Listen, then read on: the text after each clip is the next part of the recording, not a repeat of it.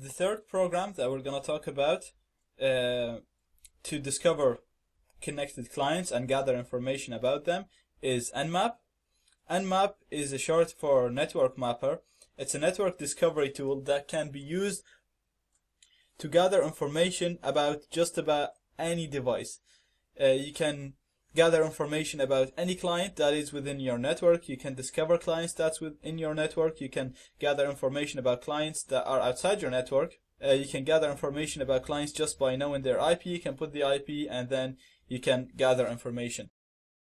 Now, Nmap is a huge tool. It has many uses. It can be used to bypass firewalls, all kinds of protection and security. So there is like books and courses that are specific for Nmap only. In this course, we're only going to have a quick look on Nmap to show you that it's very useful, and to show you some of the basic Nmap commands to discover clients that are within our Wi-Fi that are connected to our network, and discover the open ports in these clients. We're going to use ZenMap, which is the graphical user interface for Nmap, and let's see how we do that. So we're just going to type ZenMap.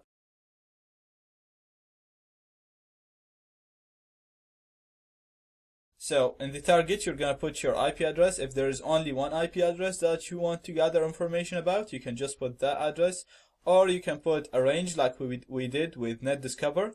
So it's 192.168.1.1/24. And from here you can have profiles. You can put a custom command here if you want. If you know a custom command and you want to use it, you can put it here, or you can use one of the ready profiles here. So we're going to have a look on those ready profiles. We're going to have a look on the ping scan first. This is a kind of quick scan, but it doesn't show too many information. It only shows the connected devices. As you can see, we have the connected devices here, and we have their IP addresses and their MAC address, and we also have the vendor. So in NetDiscover, we weren't able to see the manufacturer for the device, neither with AutoScan, but you can see here with Nmap we were able to know that the 192.168.1.10 is a Cisco device. Sorry, the 192.168.1.1, that's the router. It's a Cisco device, so it's a Cisco router. Now we can go ahead and look for exploits in this device. We also know that the 198.1.10 is a HTC device, so that's probably a phone. And since it's HTC, then it's probably running on Android. So now we're having more information. We can see that this device, the 12 device, is an Apple device. So again, it's either a phone, a tablet, or a Mac. And then we can see that this device is a Dell, number 22. And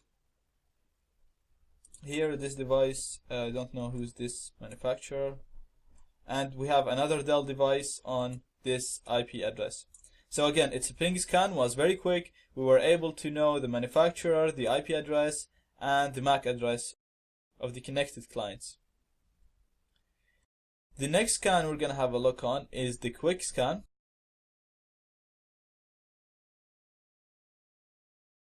Now this is going to be slightly slower than the ping scan, but we will get more information than the ping scan. We're going to be able to identify the open ports in each device. And here we go. You can navigate in between the devices from here, from this panel. So we can see the main, the router has these open ports. So it has number 80 open, and these ports are closed. We can see again the, remember in AutoScan we saw that one of the devices had 22 port open. Now we know that that's the Apple device. So we still don't know what's this device, whether it's an Apple computer or a tablet or a phone, but we know it's an Apple device with 22 port open, which is the SSH port. We can go on all the devices, and as you can see, we can see the open ports on them. That's the Dell device. It has 2 ports open. It has a web server running on 80, and it has some service running on this port. Now let's have a look on the QuickScan Plus, which will take the QuickScan one step further.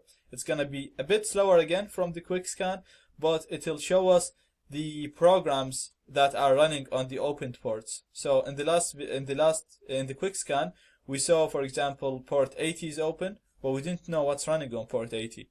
Or we saw port 22 running, but we didn't know what's running. We know it's SSH, but we don't know what SSH server is running on that port.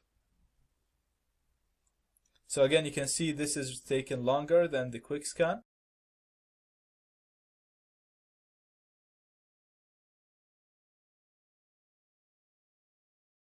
Right, so that did take some time. It was slower than all the previous scans that we talked about, but we can see that it gathered much more information. We can see that we have 2 Linux devices connected here. So it got us the operating system of the devices connected. It also got us the version for the programs. So for example, we have the 192.168.112, the Apple device. We didn't know what Apple device it was. We were saying it could be a computer, it could be a laptop, it could be a phone. Now we know on 22 open on the 22 port. Last time we only knew it's open. Now we know it's running. The server that's running there is Open SSH 6.1. So we can go again and look for remote exploits, and we can hack that device right away. And when we go here on the device type, you can see it's a media device, it's a phone. So it is actually an iPad, it's not a phone, but iPhones and iPads, they're classified, they use nearly the same iOS version, so that's accurate enough. As you can see here, it's Apple iOS, so we know it's not a Mac, it's not a laptop, it's either an iPhone or an iPad, and it's running iOS 4, 5, or 6. Okay, now if we go on the other devices, so we have, this is our Linux device, and we saw in the QuickScan we were able to identify 80 and this port open. We didn't know, we knew HTTP running on this obviously, but we didn't know what version of server that's running on this. Now we know it's Apache HTTP server 2.2.22, and it's a Ubuntu device, and that is correct. It's an OS Luna, which is a version of Ubuntu. So this is again very accurate. We can go ahead and look for exploits and vulnerabilities for this. And this port, we didn't even know what service it runs on. Now we know it's a UPnP server, and it's MediaTomp, the type of server or the program. It's MediaTomp UPnP server. And again, this is very accurate. This is actually the version of the program. So and it's telling us it's a Dell computer, and that is correct again. So we're getting very, very specific, accurate information about our targets. We can see here the Microsoft device, again the Windows device. It's running Microsoft HTTPPA, which is another UPnP server on this port. You can also browse by the services, so you can go on HTTP and it will show you the devices that have HTTP open, or you can go on SSH and you see the devices that have SSH open. So let me just show you an example. So if we go back to the hosts and we go to this device, to the output, let me show you here. So we know it's an Apple device. We know it's an Apple device. We know it's a phone or an iPad, and we know it has 22 open. So that's the SSH open, and that means the device has been jailbroken. Because without jailbreak, you can't install you can't install SSH server on the device. Now, when you jailbreak, in the jailbreak process, it installs a root user on the device, and the password for that root user is Alpine. Now, it's ALPINE. Most people don't even know that happens, and even the people that know, like myself, are too lazy to change it. So in many cases, if you find an iPhone or an iPad device with 22 open, you can pretty much just try to log into it straight away with SSH. So we'll do that here. We're gonna go SSH 192.168.1.12, and we're gonna go to root at this. Yes, it's gonna ask me the password. I'm gonna type in Alpine, ALPINE, and as you can see, I logged in as root.